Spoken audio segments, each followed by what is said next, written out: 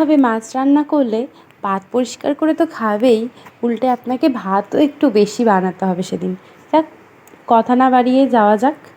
উপকরণ: শঙ্কর মাছ, আলু, পেঁয়াজ, আদা, রসুন, লঙ্কা, এগুলোকে ভালো করে একদম কুচি কুচি করে, মিহি করে একদম কুচি কুচি করে রেখেছি।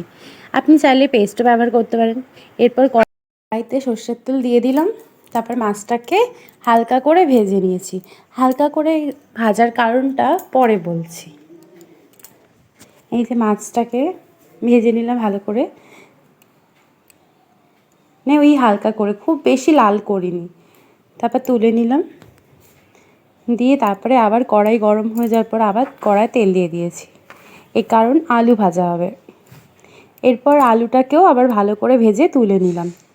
তারপর কড়াইতে ওই তেলেই লঙ্কা, আদা, যেই রসুনের যেই কুচি কুচি ওইটা দিয়ে দিলাম।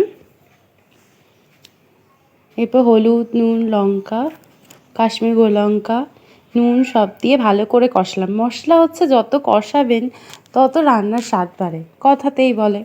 তা যেমন কথা তেমন কাজ। ভালো করে কষিয়ে তারপর আলুটা দিয়ে দিলাম। আলু দিয়েও ভালো করে কষাতে হবে। তারপরে আবার মাছটা দিয়েও কষাচ্ছি। এই কারণেই প্রথমে আমি মাছটা অল্প ভেজেছি, কারণ প্রথমে দিয়েই কষাবো, তাহলে আরও গন্ধটাও ভালো ঢোকে আর মশলাটাও ভালো করে ঢুকে যায়।